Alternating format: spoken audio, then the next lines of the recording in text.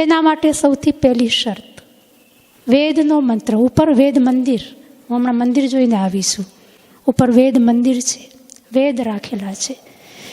વેદ રાખવાથી કોઈ લાભ નહીં થાય જ્યાં સુધી વેદની વાણીને આપણે જીવનમાં નહીં ઉતારીએ. એ વાણીને જીવનમાં ઉતારવી પડશે. દવાનું સેવન આપણને કરવું પડશે. સમાધાન તો છે, દવા તો છે, પણ જ્યાં સુધી આપણે એનું સેવન નહીં કરીએ, એ વાણીને આપણે આચરણમાં નહીં લાવીએ, ત્યાં સુધી સમસ્યા તો બની રહેશે. ગોળી ગળ્યા વગર રોગ તો બનેલો રહેશે.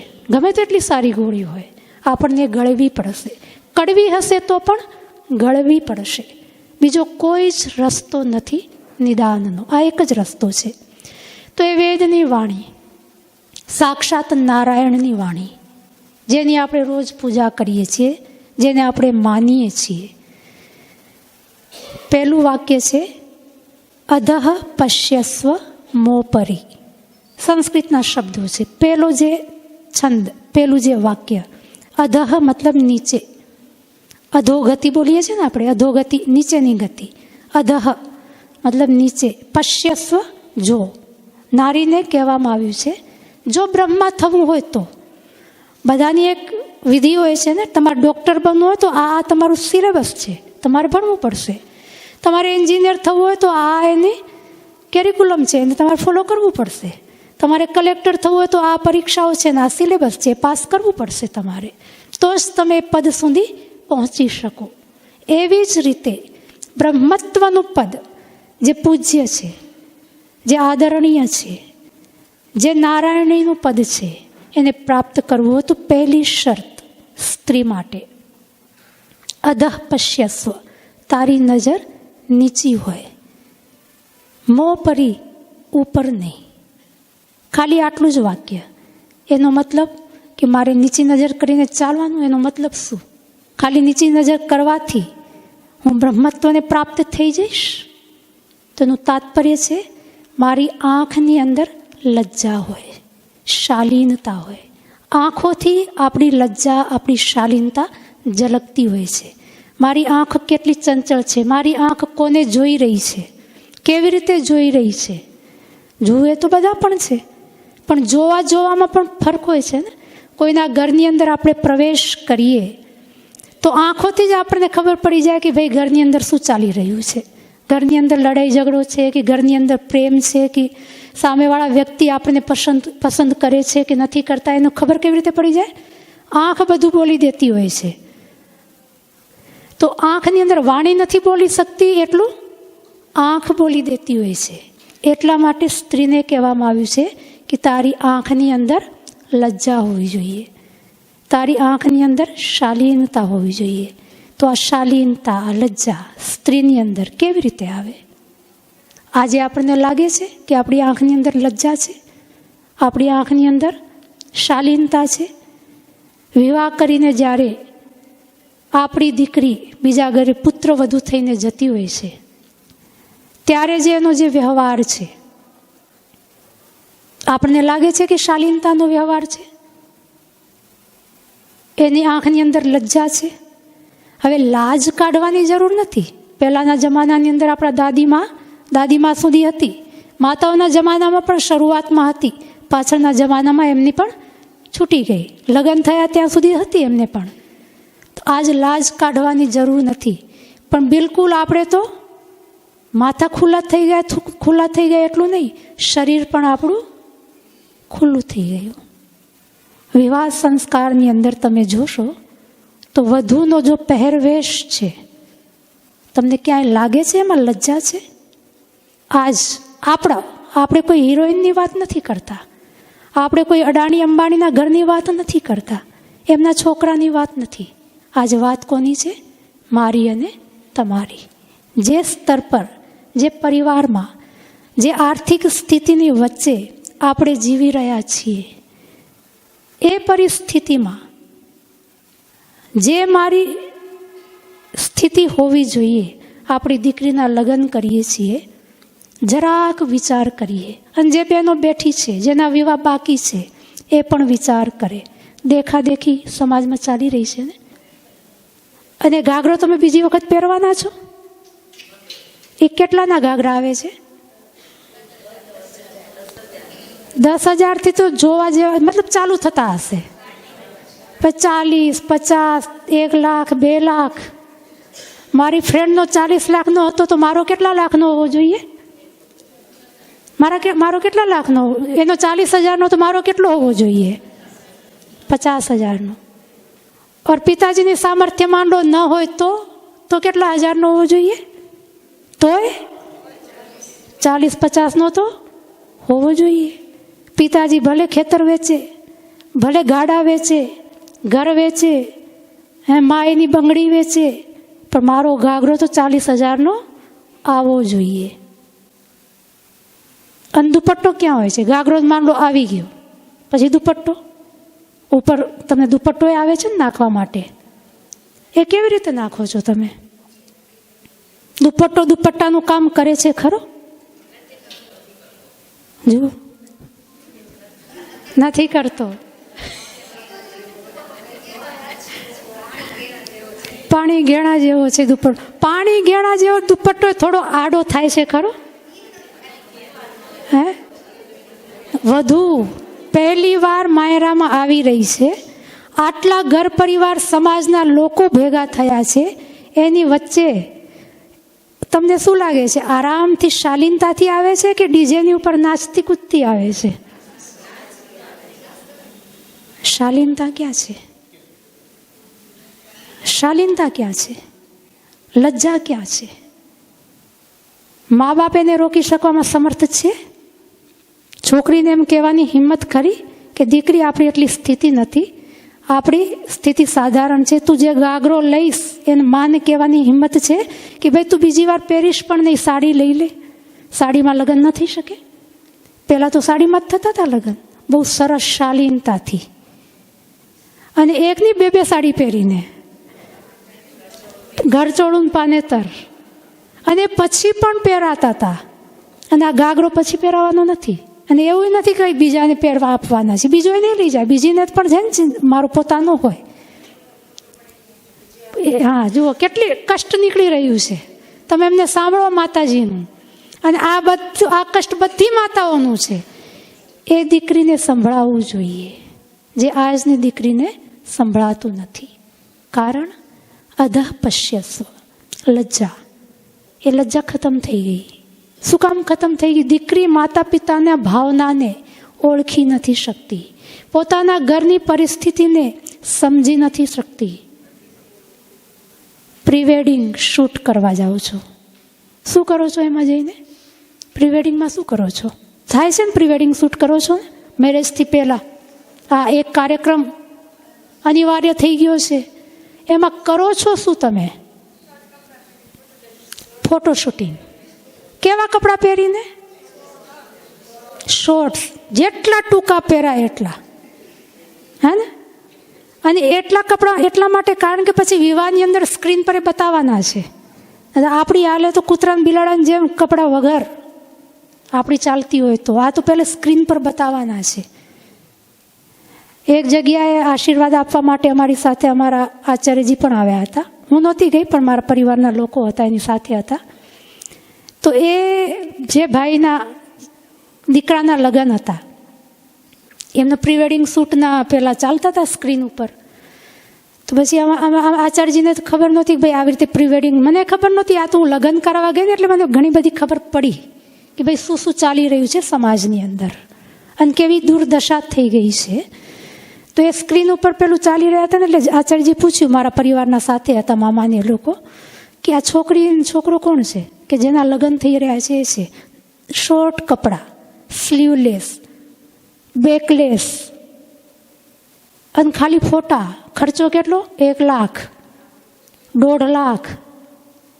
અને પ્રી-વેડિંગ કર્યા પછી માન લો છોકરીને માથું કંઈક લાગી જાય તો મારે લગ્ન નથી કરવા ના.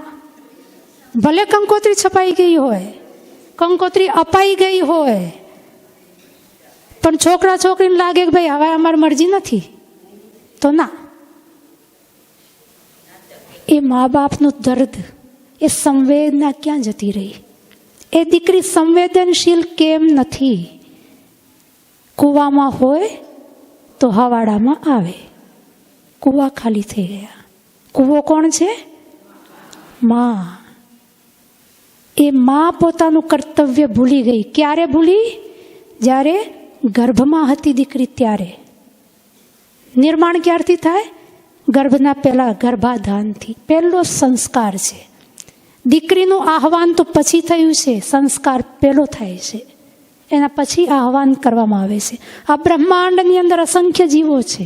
આ એક જ પૃથ્વી નથી. એક સોલર સિસ્ટમમાં એક અર્થ હોય છે, એક પૃથ્વી હોય છે. અને આવી સોલર સિસ્ટમ તો બ્રહ્માંડની અંદર બે હિસાબ છે. સાયન્સ આપણે ભણીએ છીએ. સૌરમંડળ એક સૂર્યની સાથે એક પૃથ્વી નથી છે. જેટલા સૂર્ય એટલી પૃથ્વી છે. આવશ્યક નથી કે આ વખતે હું આ પૃથ્વી પર જન્મ મેં લીધો છે તો આવતો જન્મ મારો અહીંયા જ થશે. ના, ગમે તે પૃથ્વી પર થાય. તો આ બ્રહ્માંડની અંદર અસંખ્ય જીવોમાંથી આ જ જીવડો મારા ઘરે કેમ આવ્યો? એની જાતે નથી આવ્યો. મેં એને બોલાવ્યો છે.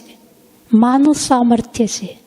માતા અને પિતા પણ જિમ્મેદાર છે. કારણ આપણા ઉપનિષદ જે છે, ઐતરીય ઉપનિષદ, 11 ઉપનિષદ છે, એની અંદર ઈશોપનિષદ આદિ નામ સાંભળ્યા હશે. એક ઉપનિષદ છે ઈશોપનિષદ, એની અંદર કહેવામાં આવ્યું છે કે મનુષ્યના 3 જન્મ થાય છે. પહેલો જન્મ, આ શરીર છોડીને આપણે જ્યારે જઈએ છીએ તો પિતાના શરીરની અંદર પ્રવેશ કરે છે જીવ. એ પહેલો જન્મ. પિતાના શરીરથી માતાના શરીરમાં જાય છે, પહેલો જન્મ છે. પછી માતાના શરીરથી આ સંસારની અંદર આવે છે, ડિલિવરી થાય છે એની, એનો બીજો જન્મ. અને આ શરીર છોડીને પાછો પિતાના શરીરમાં પ્રવેશ કરે છે. જે કર્મ પ્રમાણે પિતા નિર્ધારિત થતા હોય છે, એ ત્રીજો જન્મ છે. તો પહેલો જન્મ તો પિતા થકી થાય છે. તો એ પિતા પણ જિમ્મેદાર. બીજ દેવાવાળો. ફસલ સુધારવી હોય તો કોને સુધારવાનું છે? નસલ.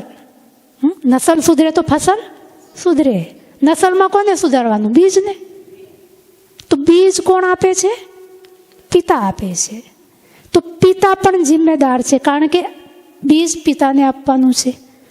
અને એના પછી કિસાન જે છે એ બીજનું વાવેતર કરી દે. એના પછી એ બીજનું સંવર્ધન, પરિવર્ધન કોણ કરે છે? માં, ભૂમિ કરે છે. માં અને ભૂમિ એ બંને તુલના કરવામાં આવી છે ઘણા બધા શાસ્ત્રોની અંદર. તો જે કામ હોઈ શકે, પિતાએ જે બીજ આપેલું છે એમાં કોઈ કમી રહી જાય, પણ એ કમી પૂરી કરવાનું સામર્થ્ય કોનામાં છે? મામાં છે. એ પિતાએ જે પણ ભાવથી જેવું પણ બીજ આપ્યું, પણ માની તાકાત છે કે એને કેવી ડાયરેક્શનમાં મોડી શકે. આ જ એનું બ્રહ્મત્વ છે. ત્યારે જ્યારે ગર્ભ અવસ્થાની અંદર જે સંસ્કાર માતાને આપવાના હતા, જે ખાનપાન, જે રહેનસહેન, જે વિચાર, જે સ્વાધ્યાય, જે સત્સંગ માતાને કરવાનો હતો, જે તપસ્યા માતાને 9 મહિના કરવાની હતી, એ તપસ્યા માતા કરવાનું ભૂલી ગઈ.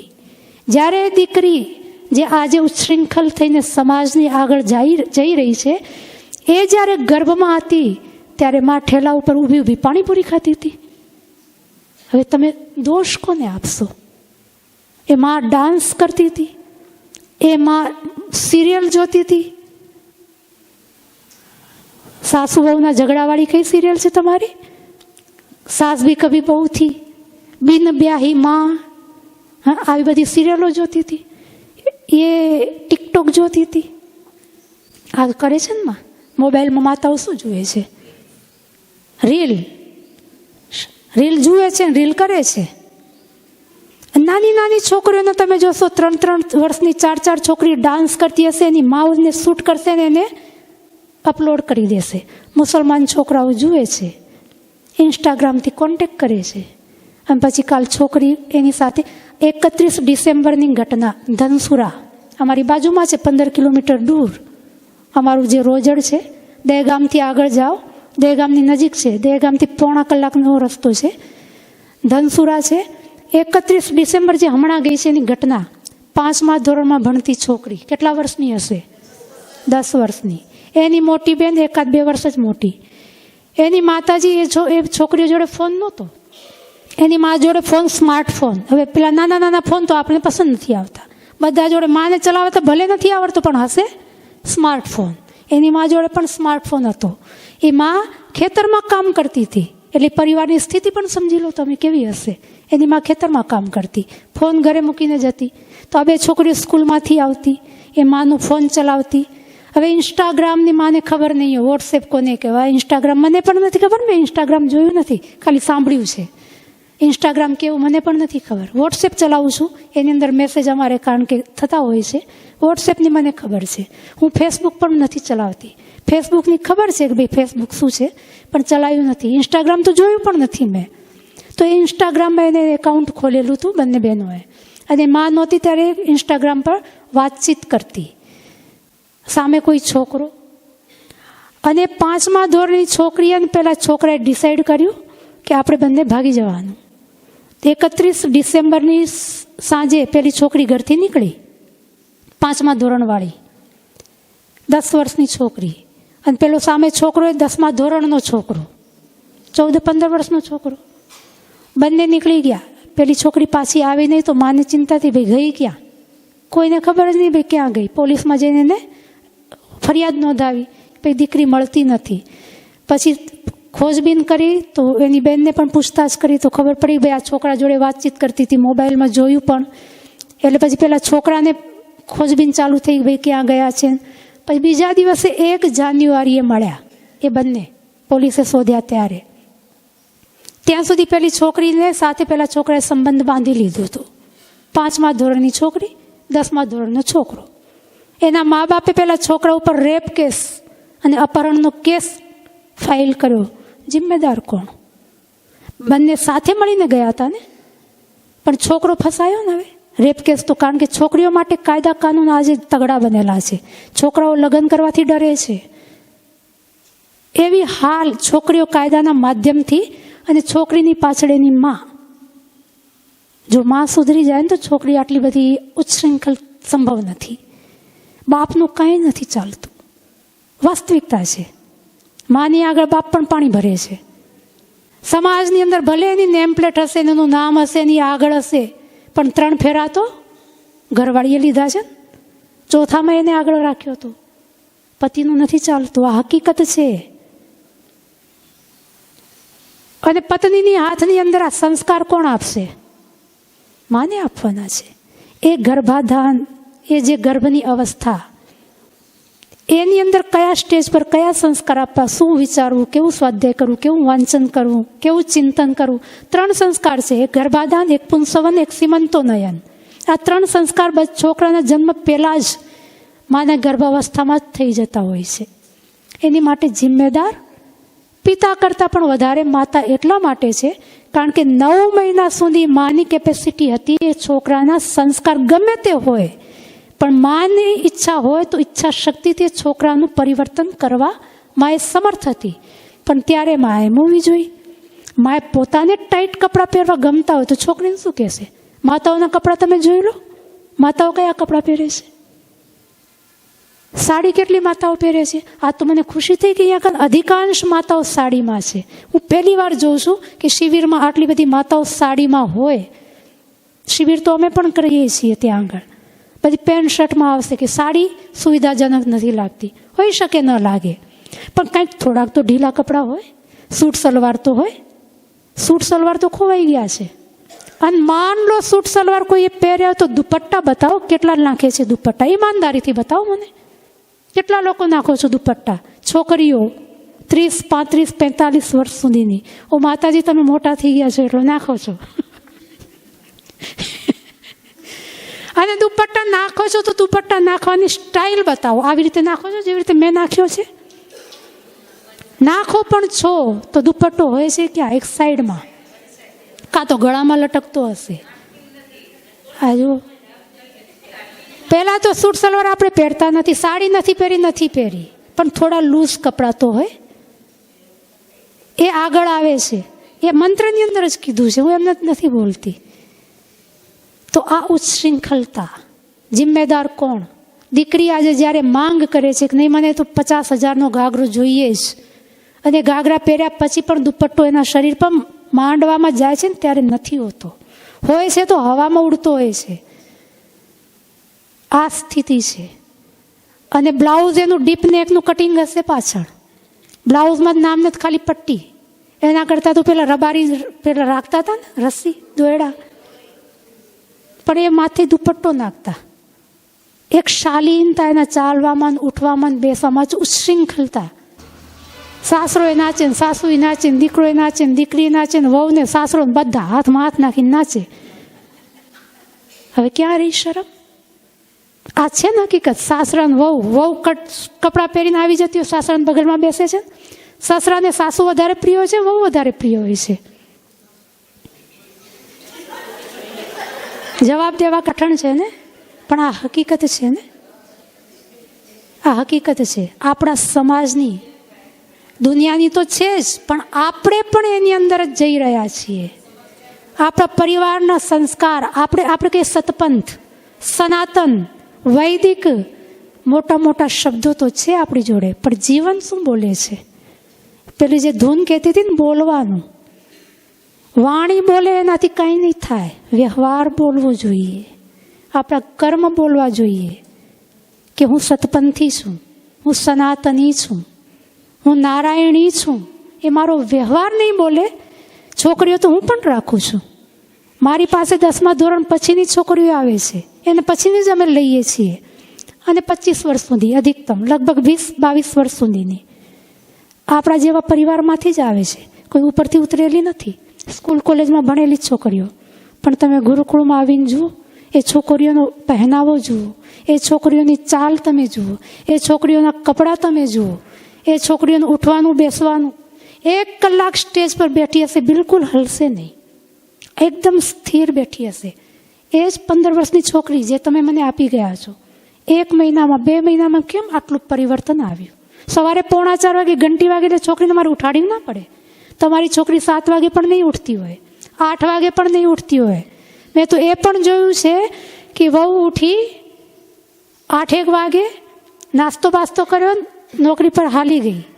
પછી મેં પરિવારમાં, હમણાં 2-4 દિવસ પહેલાં જ એક પરિવારમાં હતી, મારા કામથી ગઈ. તો પછી એના દીકરાને જવાનું તો વહુ પહેલાં નીકળી ગઈ. તો પછી મેં એમ જ પૂછી લીધું કે ભાઈ આ, કારણ કે ભોજન બપોરનું બન્યું નહોતું ને દીકરો એનો સાંજે આવે છે, મને ખબર હતી. મેં તો આ ભાઈને ટિફિન કે એને વહુ આજે નથી બનાવીને ગઈ તો નહીં ખાય. વહુ એટલી, મતલબ દીકરી જે આપણી ગઈ છે ને એ પણ સમજ નથી કે ભાઈ મારો ઘરવાળો બપોરે શું ખાશે. ટિફિન નથી બનાવ્યું, સવારે નાસ્તો પોતનો કરી ગઈ ને પેલા માટે રાખી ગઈ, નીકળી ગઈ. બપોરે તેની દીકરાના માએ જ કીધું કે એને વહુ નથી બનાવી ગઈ તો નહીં ખાય. શું કરે? આ સ્થિતિ, મતલબ એક વધુ તરીકે શું કર્તવ્ય છે એ નથી ખબર. પછી તમે ભલે ને 32 ફાડીને હસતા હો, પ્રસન્ન રહેતા હો, પણ કામ નથી થતું ને. સાસુ સસરાની તો ચિંતા મૂકો, પેલા પોતાના પતિની પણ ચિંતા નથી કે ભાઈ બપોરે કામ પર જાય છે, પાછો સાંજે પાછો આવશે, બપોરે કંઈક તો ભરી દઈએ ટિફિનમાં. રોજ જાય છે પાછું, એવું નથી કે આજે જ જવાનું છે, એનું રોજનું છે, આ રૂટીન છે. જિમ્મેદારી નહીં, ગંભીરતા નહીં, ખબર જ નથી કે ભાઈ મારી શું જિમ્મેદારી, મારે કેવી રીતે રહેવાનું છે. અને એવું નથી કે પેલી જોબ કરે છે, કાંઈક એના માતા પિતાને ત્યાં કામ હતું તો ત્યાં ગઈ હતી, નોકરી ધંધાવાળી પણ નહોતી એ. તો આ બધાનો જિમ્મેદાર જે ગર્ભની અવસ્થાની અંદર, કારણ કે બીજ વાવી દીધું એના પછી કિસાનનો કોઈ એની ઉપર કંટ્રોલ નથી હોતો. વવાઈ ગયું એ વવાઈ ગયું, પછી તો ખાલી ખાતર પાણી આપવાનું છે ને એ ઝાડ એની જાતે વધશે. એમાં તમે પરિવર્તન નહીં કરી શકો. પરિવર્તનનો સમય તમારી પાસે ત્યાં સુધી જ છે જ્યાં સુધી એ બીજને આપણે ડિલિવર નથી કર્યું ત્યાં સુધી તમે નસલને બદલી શકો છો. એના જે DNA છે એને ચેન્જ કરી શકો છો. અને જેવા કરશો એવું જ ઝાડ થશે. એવું નથી કે તમે કંઈક બીજું પરિવર્તન કર્યું, બીજું બીજ નાખ્યું, કંઈક નવું નીકળી આવ્યું. ના, એ 9 મહિનાનો તમારી પાસે પીરિયડ છે, ટાઈમ છે. એમાં તમે જેવી રીતે એને વાળશો એવી રીતે છોકરું વળશે. પણ એક વખત ડિલિવરી થઈ ગઈ, એ આ સંસારમાં આવી ગયું, એના પછી તમારો કંટ્રોલ નહીં રહે. એના પછી તો એ વાતાવરણમાંથી છોકરું પોતે એબ્સોર્બ કરશે કે મારે શું શીખવું, કેટલું શીખવું, કેવું શીખવું, કઈ બાજુ જવું, કઈ બાજુ ના જવું. પછી છોકરું પોતે નિર્ણય કરશે. પછી માતાનો એટલો અધિકાર નથી, પિતાનો પણ નહીં. પિતા તો જ્યારે બીજ આપી દીધું એના પછી પિતાનો અધિકાર નથી રહેતો. પછી 9 મહિના માતાનો અધિકાર છે, માતાની ક્ષમતા છે કે કઈ બાજુ એને મોડ આપે. તો અધઃ પશ્યસ્વ મોપરી, દીકરીને લજ્જા શીખાડો, શાલીનતા. અને સમય કયો છે? આ 9 મહિનાનો, પછીનો નહીં. એ 9 મહિના માતાને તપસ્યા કરવાની છે. મદાલસા એક રાણી થઈ ગઈ ઇતિહાસની અંદર. તો એના બધા દીકરા, 5 દીકરાઓ જન્મ્યા, 5 સંન્યાસી. કારણ એ જ્યારે એના ગર્ભાવસ્થાની અંદર આવતા ત્યારે એક જ એને અધ્યાત્મનો જ ઉપદેશ, સિદ્ધશ્ચ બુદ્ધશ્ચ, એમ કરીને તું સિદ્ધ છે, તું બુદ્ધ છે, તું સમર્થ છે, તું સંન્યાસી છે, તું ત્યાગી છે, તું નિર્મોહી છે.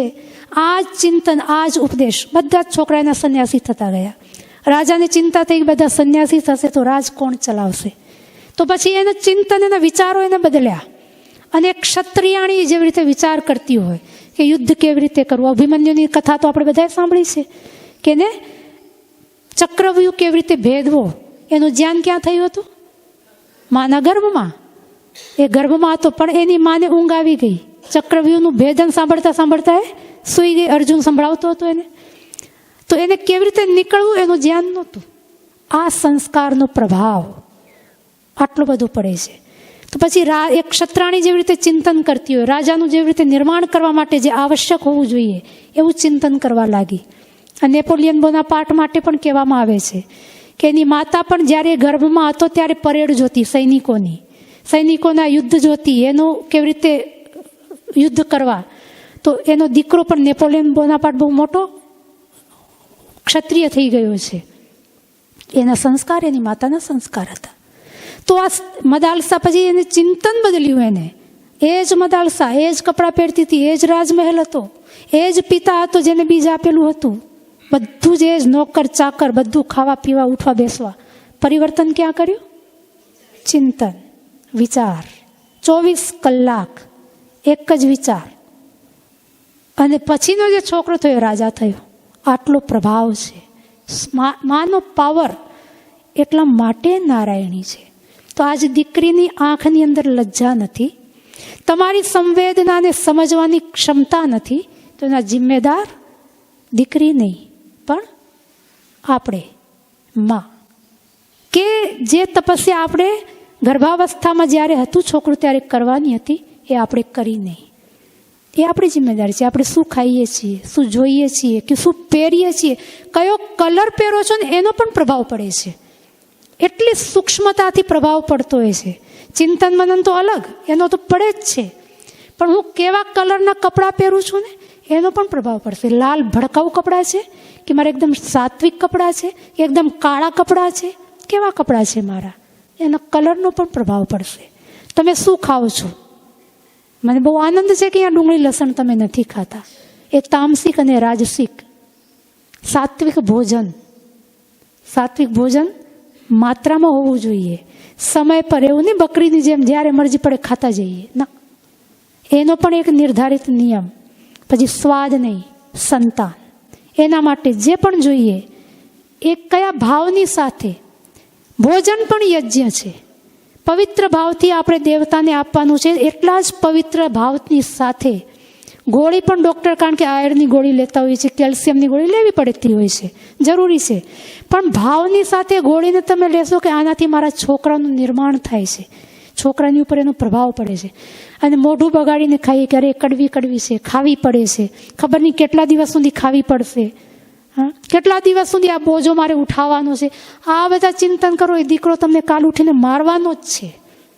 તમને સુખ નહીં આપે, કારણ કે તમે સંસ્કાર એવા આપ્યા છે. એના માટે તમે નથી તપ્યા તો એ તમારા માટે શું કામ તપશે? આપશો તો મળશે. વેદનો મંત્ર છે, દેહી મેં દદામી તે. તું જેવું મને આપીશ હું તને એવું જ આપીશ. તો જે આપણે ગર્ભાવસ્થામાં છોકરાઓને આપશું એ જ છોકરાઓ આપણને પાછું આપવાના છે.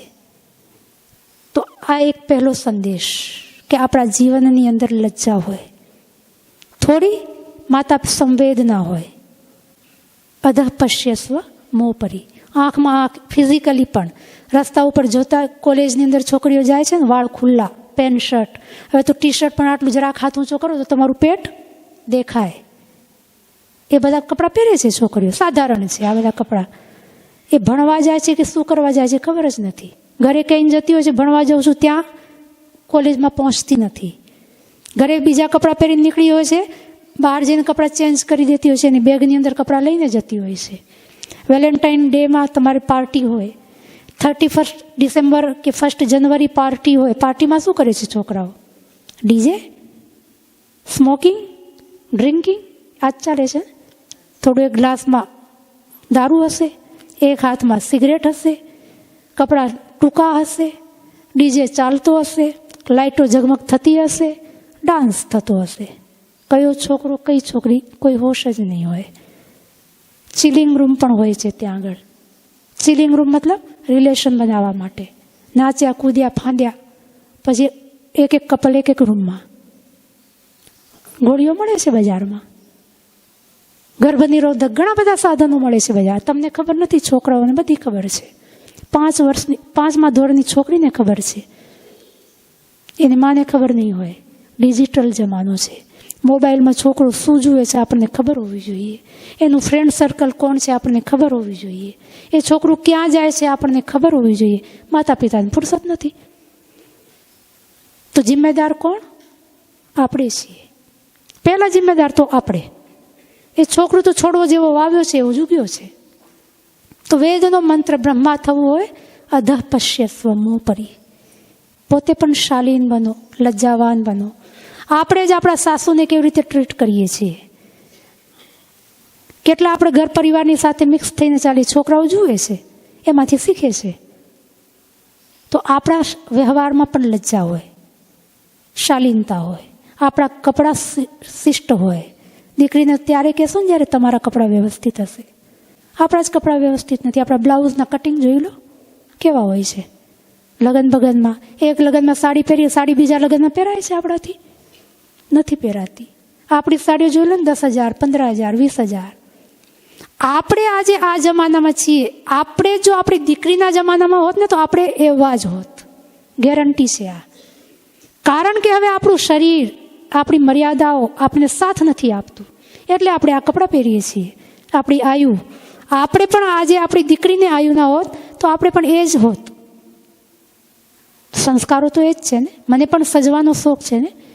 બ્યુટી પાર્લર વાળી મેરેજમાં ખાલી મારી દીકરીને સજાવવા નથી આપતી, માને પણ સજાવે છે, મા પણ કરે છે, મેકઅપ બેકઅપ બધું કરે છે. ભવૈયા જેવા લાગતા હોય છે વાસ્તવ કહું. મેકઅપ કર્યા પછી બિલકુલ ભવૈયો હોય ને એવા જ લાગે.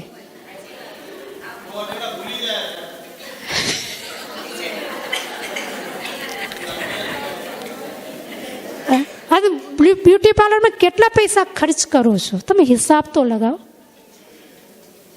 હમણાં જે લગ્નમાં ગઈ હતી ને 50-60 રૂપિયા ખર્ચ કર્યા હશે. એના કરતાં 25 લાખ રૂપિયા દીકરીના નામે બેંકમાં જમા કરી દીધા હોત, 25 લાખમાં લગ્ન કર્યા હોત, કાલ દીકરીને પણ કામ લાગશે. પછી ચિંતા તમને નહીં હોય. દીકરી પર નિશ્ચિંત થઈ જશે, ભાઈ આ 25 લાખ છે. નિશ્ચિંત થઈને પોતાના પરિવારને સંભાળશે. કેટલા ખર્ચા. દીકરીને પણ દેખાદેખી, માને પણ દેખાદેખી, બાપને પણ, કે ભાઈ ઓલે આ ખર્ચો કરે એના કરતાં મારો વધારે હશે. બધા દેખાદેખીમાં ચાલે છે. એનાથી મળે છે શું? એટલા કેટલી મહેનતથી પૈસા કમાઈએ છીએ, પછી કરીએ છીએ શું? ભોજનનો આખો ત્યાંથી લઈને દુકાનો. આના કરતાં તો ઢોરા સારા એક જગ્યાએ ઊભું ખાઈ લે. આપણે તો અહીંયાથી ચાલુ કર્યું, બધી ગમાણ ફરતા બધી ગમાણમાં ફરીએ છીએ ને હેઠું મૂકીને પાછા, તોય ખુશ નથી હોતા. કેટલું ખાવાનું? આ ડાયાબિટીસ એમને એમ નથી થતા આપણને. એનું કારણ આ છે, અડધી રાત્રે ખાવાનું 12 વાગે અને બધી ગમણ ફંફોડવાની. ચાઇનીઝ ફૂડ, જેપનીઝ ફૂડ જોયા ન હોય. ફૂડ કહીને પરસવામાં આવ્યું, કઈ ચાઇનાથી રસોઈયો આવ્યો તો? એ ભારતનો જ રસોઈયો છે. આપણે થોડીને ખબર છે ભાઈ ચાઇનીઝ ફૂડ કેવું હોય. લેબલ લગાડી દીધું.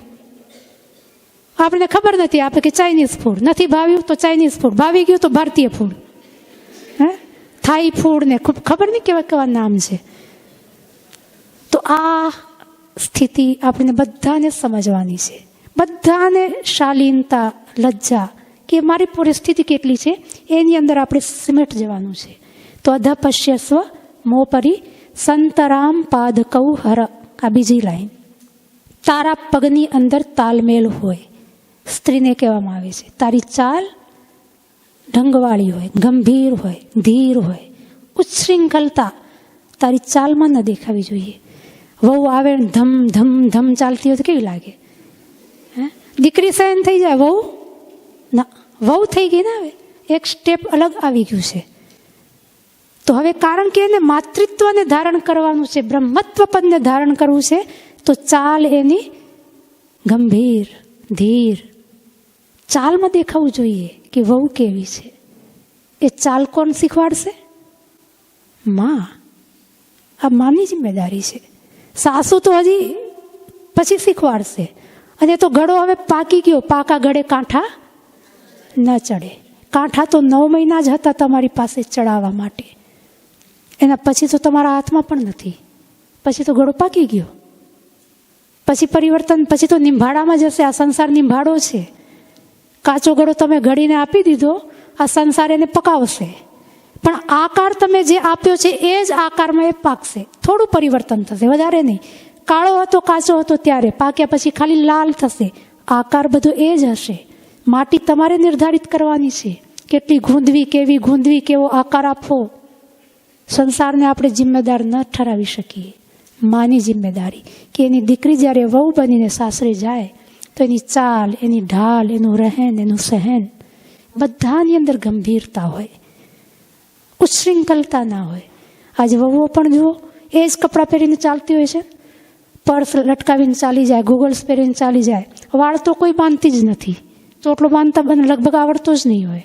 મેરેજમાં જાઓ, આપણા વાળ પણ ખુલ્લા જ હશે. મોટી માતાઓ છે ને, એના વાળ પણ ખુલ્લા હશે. તો પછી તમે નાની છોકરીને શું શીખવાડશો? આપણી અંદર જ અનુશાસન નથી. આપણે હજી પણ તપસ્યા કરવા તૈયાર નથી. આપણે ઉદાહરણ પ્રસ્તુત કરવા તૈયાર નથી. આપણી સાસુ જોડે આપણે કેટલું ઝઘડીએ છીએ. છોકરો શોધીએ છીએ તો એકલો જ હોવો જોઈએ. મા બાપ હોય તો મા બાપ અલગ રહેશે, છોકરો અલગ. આ ડિમાન્ડ છે ને. છોકરીને આપણે છોકરી માટે છોકરો શોધીએ છીએ તો મા બાપની પણ ડિમાન્ડ છે. ભણેલો હોવો જોઈએ, 5 અંકમાં એની કમાઈ હોવી જોઈએ, 1 લાખ, 2 લાખ, 2.5 લાખ. ખેતર હોય, ખેતરમાં કામ નથી કરવું પણ ભૂમિ હોવી જોઈએ, પ્રોપર્ટી હોવી જોઈએ. કામ નથી કરવું, ખેતરમાં પગે નથી મૂકવો પણ પ્રોપર્ટી હોવી જોઈએ, જમીન હોવી જોઈએ. વેચવા થાય, ઘરવાળા ભેગી એને વેચવાની છે. કારણ કે કાલ ડિવોર્સનો કેસ ફાઇલ કરશું તો પેલું ધન જોઈશે ને, તો બતાવશું ને ભાઈ એટલી જમીન છે, 50% મારી. એટલે છોકરાઓ લગ્ન નથી કરતા. છોકરી ખાલી લગ્ન કરીને કાલ ડાયવોર્સ લઈ લેશે, 50% લઈને જાય છે. શું કામ છોકરો લગ્ન કરે? સેક્સ માટે તો એને આખું બજાર મળી જાય છે. છોકરીનું લગ્ન કરે છે તો છોકરાને આખી જીવન એ છોકરીને પાળવાની છે, એની જિમ્મેદારી ઉઠાવવાની છે, એના છોકરાને પાળવાના છે. અને એ છોકરી લગ્ન પછી આવે છે. કેટલા ડિવોર્સ થાય છે, લવ મેરેજ થાય છે. લવ મેરેજ સૌથી વધારે છોકરાઓ માટે ટેન્શનના કારણ બને છે. કારણ એ લવ મેરેજ છોકરો કરી લે છે મા બાપથી એના મંજૂરી વગર. પછી કાલે છોકરી, એક છોકરો મળે ને, અતુલ સુભાષ, બેંગ્લોરનો હમણાં જ કેસ થયો છે.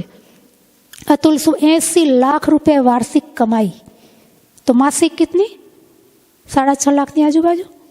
6.5 લાખ કમાતો છોકરો સુસાઇડ કરી ગયો. છોકરીએ ડાયવોર્સ કેસ ફાઇલ કર્યો હતો, થાકી ગયો. છોકરી ઇલાહાબાદ યુપીમાં, છોકરો બેંગ્લોરમાં. મૂળ તો હતો બિહારનો. એકદમ સીધો સાદો. marriage.com વાળી જે આવે છે ને ઓનલાઈન મેરેજ બધી સાઇટ્સ, એમાંથી છોકરી પસંદ કરી હતી એને અને લગ્ન કર્યા હતા. બેંગ્લોરમાં રહેતો હતો, બંને પતિ પત્ની. કોરોના સમયે સાથે રહેવાનું થયું કારણ કે લોકડાઉન થઈ ગયું હતું. 2018માં જ લગ્ન થયા હતા, 2024માં સુસાઇડ કરી લીધું. 3 વર્ષનો કે 4 વર્ષનો કંઈક છોકરો છે. છોકરી લઈને જતી રહી, છોકરાનું મોઢું જોવા નહોતી આપતી. અને 1 મહિનાની અંદર 2-3 વાર હિયરિંગ્સ માટે એને યુપી જવાનું થાય. બેંગ્લોરથી રજા રાખવી, રજા મળે નહીં. અને જવા આવવાનો ખર્ચો અલગ. છોકરીને 40,000 દર મહિને પહેલેથી આપતો જ હતો ખર્ચો, છોકરીનો ખર્ચો ચલાવવા. હવે ડાયવોર્સ તમને પરમેનન્ટ જોઈએ તો છોકરીએ 2 કરોડની ડિમાન્ડ કરી હતી કે 2 કરોડ આપતો ડાયવોર્સ આપી દો. ડાયવોર્સ નથી આપતી.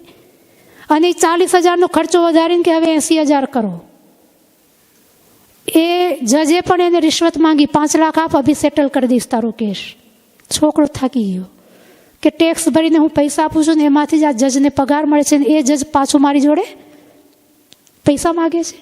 પેલી છોકરી મારા જ પૈસાથી મારી ઉપર કેસ ફાઇલ કરે છે, વકીલને પૈસા આમાંથી જ આપે છે ને. પેલી રોજ 40,000 મહિને એને બેઠે બેઠે મળે છે, પોતે પણ જોબ કરે છે છોકરી. એની પાછળ એની માનો હાથ, આ છોકરીની પાછળ એની માં શીખવાડતી હતી એને શું કરવાનું, કેવી રીતે કરવાનું. આખર છોકરો થાકી ગયો, સુસાઇડ કર્યું. એને બધું લખ્યું, વિડીયો બનાવ્યો, લખીને ગયો. આ સ્થિતિ. છોકરો લગ્ન શું કામ કરે? કારણ કે પ્રોપર્ટી તો છોકરીને જ લઈ જવાની છે બધી, અને એમાંથી જ એને કેસ ફાઇલ કરવાનો છે પાછો. છોકરાઓ નથી કરતા, હવે હટે છે લગ્નથી. આ સ્થિતિ, આ છોકરીને સંસ્કાર કોણ આપે છે? મેરેજ થયા પછી પણ માં છોડતી નથી. માં શીખવાડે છે લગાતાર. માતાનું જ નામ વધારે આવે છે, પિતાનું નામ નથી આવતું. પિતા તો બિચારો કમાવામાં જ પડ્યો છે, સવારથી જાય છે, સાંજે પાછો આવે છે. જિમ્મેદાર આ બધું જ જે કંઈ સમાજમાં દૂષણ છે ને, જિમ્મેદાર તમને સારું લાગે કે ખરાબ લાગે, સ્ત્રી જ છે. અને સ્ત્રીમાં પણ આ માની ભૂમિકા આપણે ચૂકી ગયા છીએ. તો આપણા જે ચાલ ઢાલ વ્યવહારમાં ગંભીરતા હોય, સમજણ હોય. છોકરીને આપણે શીખવાડવાનું છે કે તું જ્યાં સુધી માયકામાં હતી ત્યાં સુધી જે સ્વતંત્રતા હતી એ સસુરાલમાં નહીં હોય. થોડું નિયંત્રણ આવશે, એને આવવું પણ જોઈએ. તારે ગંભીર થવું પડશે, તારે જિમ્મેદારીઓ ઉઠાવવી પડશે, તારે ઝાડુ પોછા કરવા પડશે. ભણવાનું મતલબ એવું નહીં કે કામ ન કરવું. છોકરી છે તો કામ તો એને કરવું પડશે. ભણાવો, ભણવાની ના થતી. વેદ પણ કહે છે છોકરીઓ ભણેલી ગણેલી હોવી જોઈએ. સમય હશે તો વેદની અંદર શું વાત કરેલી છે પછી કરું. બીજા જે મંત્રમાં છે, ભણાવવાની ના નથી પણ સાથે આ પણ સમજણ આપો કે વ્યવહારની અંદર સમજણપૂર્વક વ્યવહાર કરે. સસરા છે તો કેવો વ્યવહાર કરો? એકદમ ઉચ્છૃંખલતાથી. કપડાના ઠેકાણા ન હોય, સસરાની આંખો નીચી થઈ જાય એવા તો એના કપડાં હોય. નાયા ધોયા વગરની સસરાની બાજુમાં જ આવીને બેસી જાય ચાયનો કપ લઈને. સસરાને નહીં પૂછે તમારે પીવી છે કે નથી પીવી, પોતનો લઈને બેસી ગઈ હશે. નાવા ધોવાના ઠેકાણા નહીં, ઉઠવાના કંઈ ઠેકાણા નહીં. તો એ દીકરી કાલ જે વહુ બની છે તો માની જિમ્મેદારી છે કે એને શીખવાડે કે ભાઈ કાલ સાસરે જઈશ તો કેવી રીતે રહેવાનું છે. એ કંઈ સમર્પણના સાથે રહેવાનું બિચારાપણું નથી, એ ઓછાપણું નથી. આ શીખવાડ, આની અંદર જ સન્માન છે. યત્ર નાર્યસ્તુ પૂજ્યંતે. હવે બરમુડો પહેરીને, હાફ પેન્ટ પહેરીને, સસરાના સ્લીવલેસ પહેરીને બેઠી હોય, એને સસરા પૂજા કરશે? તમે એ વિચારો છો, સાસુમાં આવીને પૂજા કરે? યત્ર નાર્યસ્તુ પૂજ્યંતે. હવે કઈ નારીની પૂજા કરે ભાઈ? આવી નારીની પૂજા?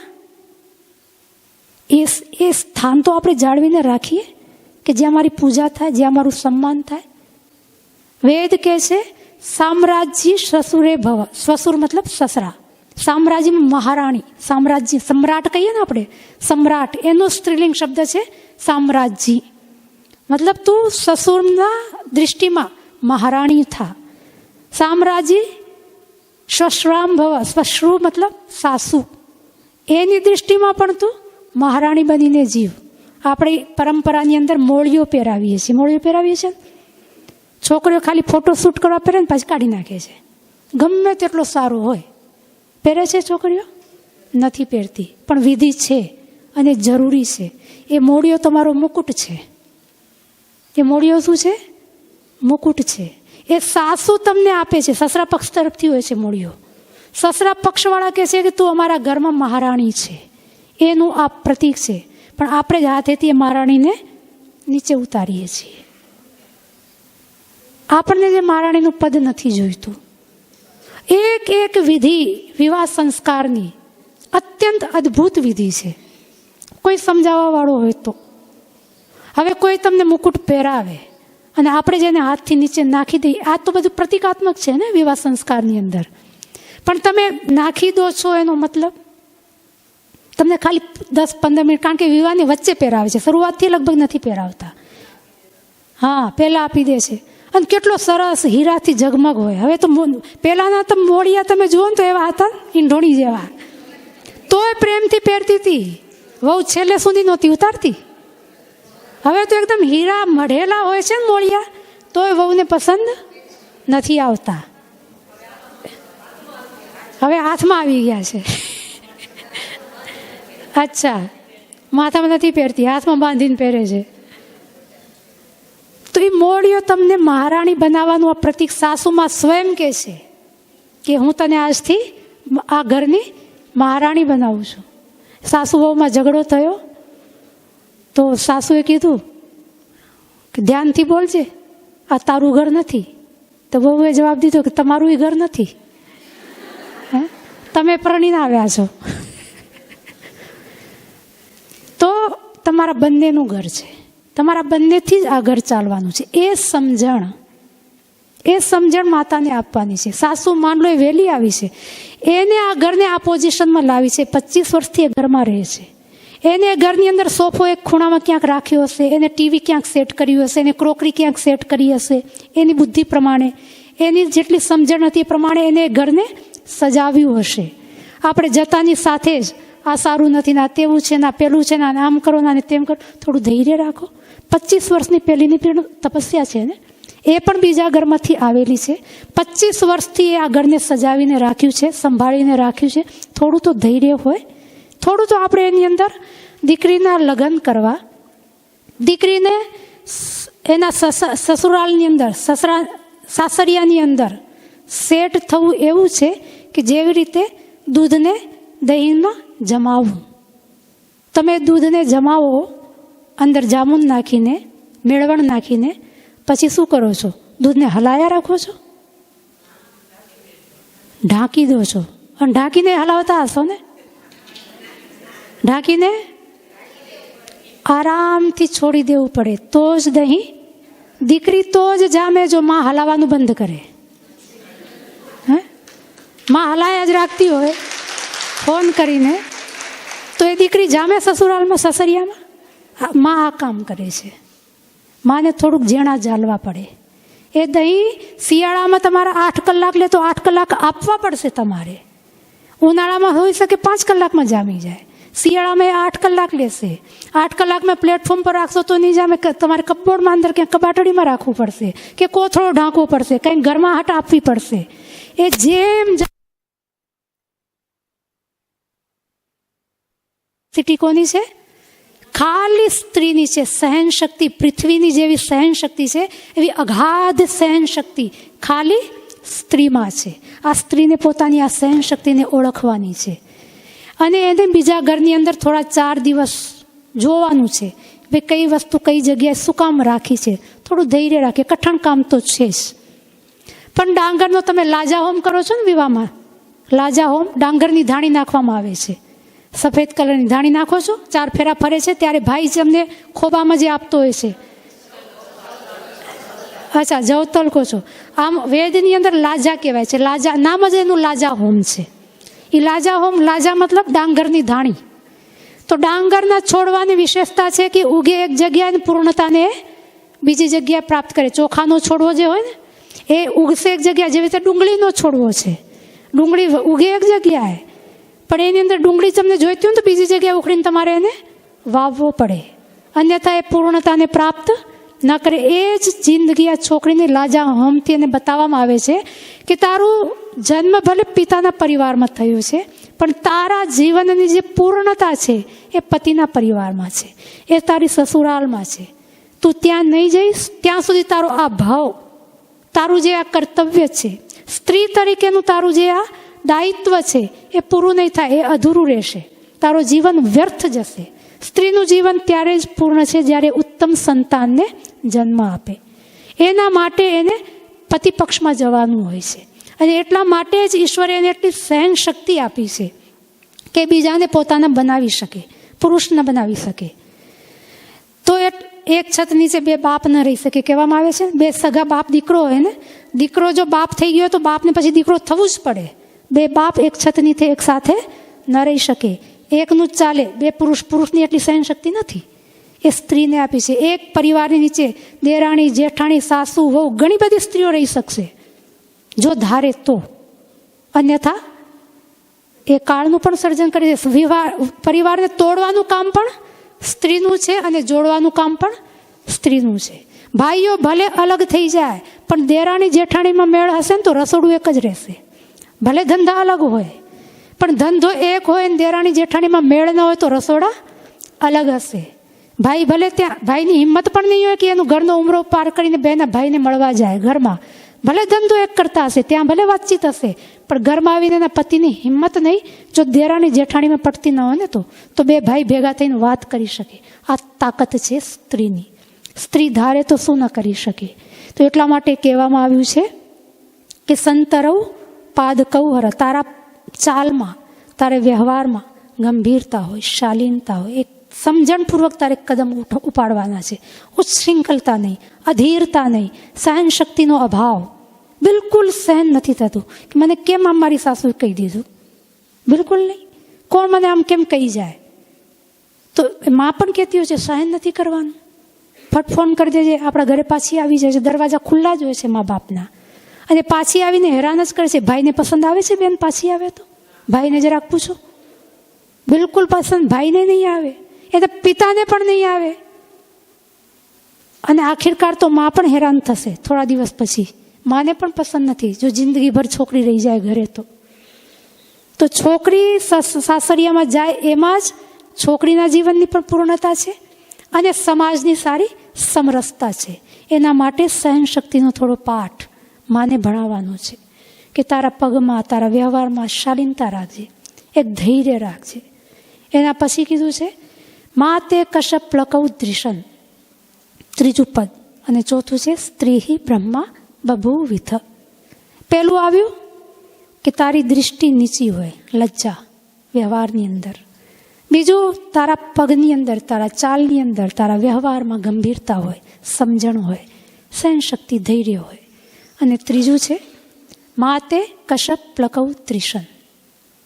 એનો અર્થ છે કે તારા અંગ, કારણ કે સ્ત્રીના જે અંગ ઉપાંગ છે એની અંદર જેટલા ઉતાર ચઢાવ ને આકાર પ્રકાર છે એટલા પુરુષોના નથી. પુરુષ અને સ્ત્રીને ઊભા રાખો તો સૌંદર્ય કેમાં વધારે છે? સ્ત્રીમાં સૌંદર્ય વધારે છે.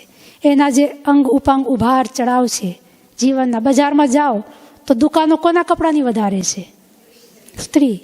મેકઅપનો સામાન પુરુષ બિચારો ક્યારે પાવડર બાવડરે નહીં લગાવતો હોય, અને સ્ત્રીઓના મેકઅપના ડબ્બા ને ડબ્બા ભરેલા હશે. નેલ પોલિશ જુઓ, હવે તો નેલ પોલિશ ઉપર ડિઝાઇન પણ કંઈક કરતા હોય છે. આ ખબર નહીં કાંઈ હોય તો છે. યાત્રા કરીએ તો દેખાતી હોય છે. શેપ આપવાનો તમે જુઓ. મેં ઓનલાઈન હું જોતી હતી, મેં તો છોકરીઓ મેકઅપ કરે છે તો કરે છે શું? કારણ કે અમે તો ગુરુકુળમાં અમારી જોડે કોઈ મેકઅપ બેકઅપ કંઈ જ નથી. તો હું જોતી હતી, કારણ કે પ્રવચન તો મને તમારી વચ્ચે આપવાનું હોય છે તો મને જોવું પડે ભાઈ કરે છે શું. તો એક દિવસ હું બેઠી, અડધો કલાક ખાલી આંખ ઉપરનો જ મેકઅપ ચાલ્યો. અડધો કલાક ખાલી બે આંખ. અને બહુ આશ્ચર્ય થયું. આ કલર, તે કલર, આ શેડ, તે શેડ, પાંપણ ઉપર, અડધો કલાક ચાલ્યો. બહુ આશ્ચર્ય. એના પછી મોઢું હજી બાકી હતું. અને છોકરીનો મેકઅપ પૂરો થયો ને તો પહેલી જે છોકરી હતી ને છેલ્લે જે છોકરી છે કોઈ ઓળખી ના શકે કે આ એ જ છોકરી છે. આખું પરિવર્તન, રૂપ પરિવર્તન. ગજબ. તો આ સંસારની અંદર આ જે સૌથી 1/3 જેટલા પણ ઉદ્યોગો છે ને સંસારમાં, એમાં 1/3 33% ઉદ્યોગો સ્ત્રીઓ માટે છે. એના કપડાં, એના જૂતા, એના પર્સ, એના મેકઅપ એના માટે છે. એના શૃંગારનો જે પણ સામાન છે 33% આ સંસારના બધા ઉદ્યોગ ઇન્ડસ્ટ્રી છે એ કોને સમર્પિત છે? સ્ત્રીઓને સમર્પિત છે. એના છતાં પણ સ્ત્રી કડવા ચોથની અંદર મારા માટે ચેન નથી લઈ આવ્યા, મારા માટે રિંગ નથી લઈ આવ્યા, મારી ફ્રેન્ડને તો એના બર્થડે પાર્ટીમાં આ ગિફ્ટ મળી હતી, તમને તો સાવ ડોબા જેવા જો કાંઈ સમજણ જ નથી પડતી. મારો જન્મદિવસ છે, પેલો બિચારો સાડી લઈને આવે, આ લાલ સાડી મને પસંદ નથી, આવ્યો કંઈ કલર લઈ આવતો હોય. પ્રેમથી બિચારો લઈ આવ્યો હોય, ભૂલથી ના લઈ આવે તો એ ગાળો ખાય, લઈ આવે તો કે મને આ કલર પસંદ નથી. સરપ્રાઈઝ આપવા માટે કે ચલો આજ મારી ઘરવાળીનું સરપ્રાઈઝ આપું, તો ઘરવાળીને પસંદ આવે? એક વાર તો ના જ કે, ભલે પસંદ હશે ને તો એક ના કહેશે કે આ સરસ નથી. તો આ બધું તો આની અંદર શું કહેવામાં આવ્યું છે? માતે કશ્યપ્લકૌ ત્રિશન. તારા શરીરના જે ઉભાર અંગ છે એ દેખાવા ના જોઈએ. અને આજે એ જ દેખાડીને ચાલી રહ્યા છીએ. રસ્તા પર જોજો આપણા શરીરનો, આપણું શેપ સાઈઝ કેમ વધારે દેખાય એવા જ કપડાં ચૂઝ કરીએ છીએ ને આપણે. લગ્નની અંદર દુપટ્ટો કેમ સરકી જાય છે આપણો? આપણી દાદીમાનો ખેતરમાં કામ કરતા હતા, આપણી માતાજી કામ કરતા હતા તો એ લાજે રહેતી હતી, પલ્લું પણ રહેતું હતું. આપણું તો કંઈ નથી રહેતું, કેમ સરકી ગયું? દુપટ્ટો આપણો ક્યાં ખોવાઈ ગયો? કોણ લઈ ગયું? ગજની હતો, મોહમ્મદ ગજની, આતતાઈ. એ જ એને આક્રમણ કર્યું ને અહીંયાથી, ભારતમાંથી સ્ત્રીઓને, મુસલમાનની તો આદત છે સૌથી પહેલો એટેક સ્ત્રીઓ પર. એક જ કામ છે એમનું, સ્ત્રીઓ સાથે શું વ્યવહાર કરે છે આપને ખબર છે. તો સ્ત્રીઓને અહીંયાથી ઉઠાવી ગયો, પુરુષોને મારી નાખ્યા, અને સ્ત્રીઓને છોકરીઓને લઈને ગયો એના દેશમાં, ગજનીમાં. અને એક એક કોડીમાં, બે કોડીમાં નગ્ન કરીને એની પરેડ બજારમાં એને છોકરીઓને વેચવા માટે, જેમ છે ને ઠેલીવાળો, શાકવાળો, એવી રીતે છોકરીઓને, મહિલાઓને લઈ ગયો. બજારમાં ચાલતી જાય મહિલાઓ, એને બોલી લાગે, અને જે એને ખરીદી જાય એને એની દાસી. પછી એ પેલો માણસ 4 દિવસ રાખે, 10 દિવસ રાખે, એની મરજી, મોજ જ્યાં સુધી લેવી. પછી એ પણ વેચીને આગળ બીજાને વેચી દે. આ તાંડવ ચાલ્યું. ત્યારે એ સ્ત્રીઓ, કારણ કે પરાધીન હતી, મનથી તો બહુ દુઃખ થતું હતું, પણ કરે શું? શરીરથી પરાધીન હતી, મનથી તો સ્વતંત્ર હતી. પણ આજની સ્ત્રીઓ શરીરથી સ્વતંત્ર છે, પણ મનથી પોતે કપડાં કાઢીને બજારમાં ચાલે છે. હવે શું કરશો તમે? પછી કહે છે પેલો છોકરો મને અડી ગયો, પેલો છોકરો મને ઘૂરે છે, આ મારો રેપ કરે છે. એનું કારણ આપણા કપડાં પણ છે. હું એમ નથી કહેતી છોકરાઓ બધા મર્યાદા પુરુષોત્તમ રામ જેવા છે, મર્યાદિત છે, ના. કારણ કે માં જ નથી રહી. માં હોય તો દીકરો જ પેદા થાય ને. માં જ મરી ગઈ છે, અને માં જ્યાં સુધી મરેલી રહેશે ને ત્યાં સુધી આ તાંડવ ચાલવાનો જ. સંસારની કોઈ તાકાત નથી એને રોકી શકે.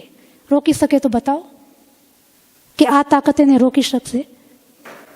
વિદેશની અંદર જે અમેરિકાની પાછળ આપણે ગાંડા થઈએ છીએ ને, ગેલા અમેરિકન એમ્બેસીની બહાર તમે જાઓ, લાંબી લાઈનો લાગે છે વિઝા માટે, અમેરિકા જવા માટે. એ અમેરિકનની એ સંસ્કૃતિ જ છે, ત્યાં ફેમિલી તો છે જ નહીં. એક લેડીઝ હોય કે એક જેન્ટ્સ હોય, એના જીવનની અંદર 3-4 મેરેજ ન થાય ત્યાં સુધી એનું જીવન પૂરું ન થાય. 2 વર્ષ આની જોડે, 2 વર્ષ પેલાની જોડે ફર્યા જ રાખતા હોય. ત્યાં પરિવાર વ્યવસ્થા છે જ નહીં. એના કરતાં તો પશુ પક્ષી આપણા સારા, પ્રાકૃતિક નિયમનું પાલન તો કરતા હોય છે. તો છોકરો કયા બાપનો છે? છોકરા હવે, કારણ કે માં આજે આ બાપની જોડે લગ્ન કર્યા, છોકરો પેદા થઈ ગયો, કાલે ડિવોર્સ થઈ ગયા, માં કોઈ બીજા જોડે હાલી ગઈ, વહી ગઈ. પણ આ છોકરો, એટલા માટે આ સેન્ટ્રલ કોન્વેન્ટ સ્કૂલ છે ને, કોન્વેન્ટ મતલબ અનાથ છોકરાઓની સ્કૂલનું નામ શું છે? કોન્વેન્ટ સ્કૂલ, જેની અંદર આપણે બહુ પ્રેમથી આપણા છોકરાઓને મોકલીએ છીએ. એ વિદેશવાળાને તો જરૂર હતી, કારણ કે મા બાપ જ નથી હોતા, એટલે સરકાર પછી એ છોકરાઓની જિમ્મેદારી લે. એટલા માટે ત્યાં ટેક્સ વધારે લે છે મા બાપથી, કારણ કે છોકરાઓને પાળવાના સરકારને છે, એટલે ટેક્સ વધારે છે ત્યાં આગળ. ઘેડા બુઢાને, કારણ કે પરિવાર નથી તો ઘેડા બુઢાને પાડે કોણ? એને સરકાર પાડે છે. તે બધો ટેક્સ જ્યારે આ લોકો કમાતા હોય ને ત્યારે લઈ લે પૈસા, પછી એને જ બુઢાપામાં એને પાછા આપે ને છોકરાઓને પાડે. તો ત્યાં ટીનેજર લગભગ આ ભારતમાં પણ ચાલુ થઈ ગયું છે, 7મી 8મી 9મી છોકરીઓ પીરિયડ્સમાં આવે છે, મેચ્યોર થાય છે. નાની છોકરીઓ. શું કામ? કેટલું 5-6 વર્ષ પહેલા જમાનો આગળ આવી ગયો. નાની છોકરીઓને ખબર નથી ને પીરિયડ્સમાં આવે છે. પીરિયડ્સ કોને કહેવાય એને ખબર નથી. આ રાજસિકતા તો જુઓ તમે વાતાવરણની અંદર કેટલી છે. છોકરાઓ શું જુએ છે? પોર્ન મૂવી જોતા હોય છે. આપણને ખબર નથી, એને બધી ખબર છે કઈ સાઇટ્સ કેવી રીતે જોવાય. ગવર્મેન્ટ બેન કરવા જાય તો પણ એ સાઇટવાળા હોય છે એડ્રેસ ચેન્જ કરી દેતા હોય, કારણ કે ડિજિટલ જમાનો છે. એડ્રેસ બદલી દો તમે મળી નહીં શકે, એ લોકો એડ્રેસ બદલી દેતા હોય છે. છોકરાઓને ખબર પડી જતી હોય છે ભાઈ હવે કયું એડ્રેસ થઈ ગયું છે. એ અડધી કલાક, પોણી કલાક એ જે વિડીયોઝ જોતા હોય છે ખૂણામાં, તમને બતાવતા નથી, એના ફ્રેન્ડ સર્કલમાં, તમારા છોકરા જોડે મોબાઈલ નહીં હોય, એના ફ્રેન્ડ જોડે હશે, 4-5ની ટોળી બેસીને એ જ કામ કરે છે. એ તમને ખબર નથી છોકરો શું જુએ છે, છોકરી શું જુએ છે. આટલી ઉચ્છૃંખલતા છે એ મૂવીઝની અંદર. તમે પણ રસ્તા ઉપર ચાલતા જતા હશો, તમારી પોતાનું નિરીક્ષણ કરો. કોઈ છોકરી આટલા ટાઈટ કપડાં પહેરીને, અધૂરા કપડાં પહેરીને જતી હોય તો તમારી નજર પડે ક્યાં? પુરુષની નહીં પડે. અને પુરુષ પણ આ જ એ છોકરો જેનાથી તમને ડર લાગે છે કે મારી દીકરીનો બળાત્કાર ન થઈ જાય. એક ટીવી ચેનલ હતી, એ ટીવી ચેનલમાં કામ કરવાવાળી બધી પત્રકાર મહિલાઓ, છોકરીઓ હતી, કોઈ મેરિડ પણ હતી, કોઈ અનમેરિડ પણ હતી. એ લોકોએ પોતાની ઉપર એપિસોડ એક બનાવ્યો કે ભાઈ આ સમાજની અંદર આપણે સુરક્ષિત કેટલા છીએ એની ઉપર. તો કોઈ છોકરી રાત્રે 10 વાગે એનું ઓફિસનો જે ટાઈમ હતો 10 વાગે પૂરો થતો, એનું ઘર 1 કલાકનું કેબ કરીને જતી, તો 1 કલાક તો એને રસ્તામાં થઈ જતો. ઘર પહોંચતા 11 વાગી જતા. કોઈ 10:30 પહોંચતી, કોઈ 7 વાગે નીકળતી, કોઈ સવારે વહેલી આવતી. બધાના અલગ અલગ ટાઈમ્સ ને બધું હતું. તે છોકરીઓ પોતે 15-20 મિનિટનો જ એનો એ કાર્યક્રમ એને કર્યો હતો. એની અંદર બતાવતી હતી, એ ભણેલી ગણેલી પત્રકાર છોકરીઓ છે, સાધારણ છોકરીની વાત નથી કરતી હું. એક છોકરીએ બતાવ્યું કે મેં પત્રકારિતા માટે બહાર જતા ન્યૂઝ રેકોર્ડ કરવા પડે, લેવા પડે, તો અમને બીક લાગે કોઈ છોકરો ક્યાંકથી અડી ન જાય, એટલે અમે ફૂલ કપડાં પહેરીને જતા હોઈએ છીએ કે શોર્ટ સ્લીવ કે શોર્ટ કપડાં કે ટાઈટ કપડાં નથી પહેરતા. નહીં તો છોકરાઓથી અમને ચિંતા કે કયો છોકરો ક્યાંથી શું અડશે ને શું કરશે. કેબમાં જતા હોઈએ રાત્રે 10 વાગે, 1 કલાકનો રસ્તો છે, તો ડર લાગે કે આ ડ્રાઈવર પહોંચાડશે કે નહીં પહોંચે. મતલબ ઘરે પહોંચ્યા સુધી ટેન્શન રોજનું કે મેં આજ ઘરે સુરક્ષિત પહોંચશું કે નહીં પહોંચું. એક છોકરીએ કીધું એટલા માટે હું કેબ નથી કરતી, કેબ તો આ ગાડી હોય, પેક ગાડી, એટલા માટે હું રિક્ષામાં જઉં છું કે રિક્ષો કમસે કમ દરવાજા તો ખુલ્લા હોય. એમ લાગે ભાઈ ડ્રાઈવર વાંકો ચૂકો થશે તો આપણે કૂદી તો જઈ શકીએ, હાથ પગ તૂટશે પણ કમસે કમ આપણે રાડો પાડીએ તો કોઈ તો સાંભળે. ગાડીની અંદર કારણ કે કાચ પેક થઈ જાય, અને જે કાચ ઉતારવા ચડવાનું તો ઓટોમેટિક સિસ્ટમ બધી ડ્રાઈવરના હાથમાં હોય છે. અને ગાડીની અંદર પછી કોણ બેઠેલો છે ને કોણ ઉભેલો છે, રસ્તામાં કોને બેસાડી દે કંઈ ખબર નહીં. તો આ બધા ડર શું કામ થાય છે? એના માટે જિમ્મેદાર કોણ? તો વેદ કહે છે તારા કપડાનું તું ધ્યાન રાખ, તું માં છે. એક બીજને તમે છોલી નાખો અને પછી વાવો તો એમાંથી અંકુર નહીં નીકળે, એને ઢાંકીને રાખવું પડે. માની જે જિમ્મેદારી છે આ બીજ જેવી છે. માં જેટલી ઢંકાયેલી હશે, જેટલી સુરક્ષિત હશે, એ બીજ એટલું જ સમર્થ અને સુદૃઢ એમાંથી અંકુર નીકળશે. તો માં જ પોતાને ખોલીને નીકળતી હોય તો પછી તમે બીજાને શું કહેશો? પતિને પણ એવી ઈચ્છા હોય કે મારી ઘરવાળી એકદમ સુંદરી બનીને નીકળે, મારા ફ્રેન્ડની ઘરવાળી છે એના કરતાં વધારે દેખાય, પતિની પણ ઈચ્છા હોય છે. પણ મારું પણ એક સત્વ છે ને, મારા એક સંસ્કાર છે. મારા સંસ્કારથી છોકરો જ્યાં સુધી પરણે નહીં ત્યાં સુધી માની જિમ્મેદારી હતી એને સુરક્ષિત રાખવાની. પરણ્યા પછી પત્નીની જિમ્મેદારી છે એ પતિને સુરક્ષિત રાખવાની. પતિની અંદર, પુરુષની અંદર કામ વાસના સ્ત્રી કરતાં થોડી વધારે છે, સ્વાભાવિક છે. એટલા માટે બળાત્કાર થતા હોય છે. એક વિધવા પૂરું જીવન પોતાનું ગુજારી શકશે, વિધુર તમને નહીં મળે સમાજમાં. એ લગ્ન કરી લેશે, કારણ એ એકલો જીવવામાં સમર્થ નથી, એને ડર લાગતો, જે પણ કારણ હોય. તો સ્ત્રીની આ સામર્થ્ય, સહન શક્તિ છે કે સ્ત્રી પોતાના છોકરા માટે ઘણું બધું છોડી શકે છે. એનું નિર્માણ જ ઈશ્વરે એ ટાઈપનું કર્યું છે. આ શરીર જ એવું બનાવ્યું છે. આ શરીર સાધારણ શરીર નથી, જે સ્ત્રીનું એકદમ ડેલિકેટ, એને સંભાળીને રાખવાની જરૂર છે. જેટલું તમે એને કવર કરીને રાખશો, ઢાંકીને રાખશો, એટલું જ સુરક્ષિત છે. સોનું ડબ્બામાંથી બહાર આવી ગયું ને દુનિયાને દેખાઈ ગયું પછી એ સોનું સુરક્ષિત નથી. એ જ્યાં સુધી ઢંકાયેલું છે, લોકરમાં છે, ત્યાં સુધી એ સુરક્ષિત છે. કારણ કે અમૂલ્ય છે, એને લોકરમાં રખાય, એની કિંમત છે. એનાથી જ આપણી સંસારની આર્થિક વ્યવસ્થાઓ ચાલે છે. એવી જ રીતે આ સંસાર પણ સ્ત્રીથી ચાલે છે. સોના કરતાં સ્ત્રીની કિંમત વધારે છે. એ બજારમાં આપણે એને ખોલીને રાખી દીધી. પહેલાંના જમાનાની અંદર નાચવા માટે સ્ત્રીઓ આવતી ને રસોડુંનું કામ ઘરની સ્ત્રીઓ કરતી, અને આજે ઘરની સ્ત્રીઓ નાચે છે અને રસોડું બહારની સ્ત્રીઓ કરે છે. આટલું જ પરિવર્તન. એના કારણે આ બધું ટેન્શન, જે પણ ટેન્શન આપણને છે એ ટેન્શનનું કારણ આપણે છીએ. આપણી પરંપરાઓ, આપણા સંસ્કારો, આપણી સંસ્કૃતિ બધી નેવે મુકાઈ ગઈ છે. છોકરાઓ આજ મા બાપને પૂછતા પણ નથી, લવ મેરેજ કરીને લઈ આવે છે. કોઈ મા બાપને પૂછો, કોઈ ભાગ્યશાળી હશે જેને એના દીકરા દીકરી માટે વરવધુ શોધવાનો અવસર મળતો હોય. નહીં તો છોકરાઓ એને જાતે મા બાપને કહેશે તમારા આશીર્વાદ દેવા તો દો ને, તો અમે લગ્ન કરી લેશું, કોર્ટ મેરેજ થઈ જશે, એકલા રહી લેશું, અમે કમાઈ લેશું, મા બાપની જરૂર નથી. લવ મેરેજ કેટલા બધા વધી જાય છે. ઇન્ટરકાસ્ટ મેરેજ, લવ મેરેજમાં પણ આપણી કાસ્ટનો છોકરો પસંદ નહીં આવે. આપણી કાસ્ટના છોકરાઓ કમાતા નથી, પણ આપણી કાસ્ટનો છોકરો દીકરીઓને પસંદ નથી આવતો. આ બધી સમજણ કોણ આપશે? આ પિતાની સામર્થ્ય નથી કે દીકરીને સમજણ આપે. આ સામર્થ્ય કોની છે? માની છે. એક તો ગર્ભાવસ્થામાં નિર્માણ જ એવું થવું જોઈએ કે ગમે તેટલી દુનિયા ઉચ્છૃંખલ થઈ જાય, જો આપણે ગર્ભાવસ્થાની અંદર છોકરાઓનું નિર્માણ કર્યું છે તો આ દુનિયાની તાકાત નથી કે આપણું એ સંસ્કારનું કવચ ભેદીને આપણા છોકરાને બગાડી શકે. બિલકુલ નથી. પણ એક કવચ આપણે આપ્યું. જ્યાં સુધી કર્ણ જોડે કવચ હતું ત્યાં સુધી સંસારની તાકાત, કૃષ્ણની પણ તાકાત નહોતી કે કર્ણને મારી શકે. એ કૃષ્ણ પણ છદ્મવેશમાં એની પાસેથી કવચને કુંડલ માગીને આવ્યા હતા. તો આ સંસ્કારનું જે આવરણ છે, એ આવરણ કવચ પહેરાવાનું કામ છે નારાયણીને આપ્યું છે, સ્ત્રીને આપ્યું છે કે આ 9 મહિનાની અંદર તું એવું કવચ બનાવ કે તારું આ સંતાન છે એ સુરક્ષિત રહેશે. પણ સંસારની કોઈ તાકાત એને ભેદી નહીં શકે. પણ આપણે કવચ પહેરાવાનું ભૂલી ગયા. આપને કવચ પહેરાવાની ખબર જ નથી. આપણી પાસે એવું સામર્થ્ય જ નથી. આપણે જેટલા ઉચ્છૃંખલ થઈ ગયા છીએ. આપણો વિવેક, આપણા સંસ્કાર, વિવાહ વિધિની અંદર એક આહુતિ પિતરોને આપવામાં આવે છે વરવધુના માધ્યમથી. એની અંદર કહેવામાં આવે છે કે જેવી રીતે પૈતૃક સંપત્તિ પર તું તારો અધિકાર જતાવે છે. પૈતૃક સંપત્તિ તો જોઈએ છે ને આપણને, એમાં આપણે છૂટ લઈએ છીએ. તો પૈતૃક સંસ્કાર, અધિકારની વાત કરીએ છીએ, કર્તવ્યની વાત ક્યારે આપણે કરી કે મારું કર્તવ્ય શું? પૈતૃક સંપત્તિનો મારો અધિકાર છે, પૈતૃક સંસ્કારનું કર્તવ્ય કોનું? એ કોણ આપશે?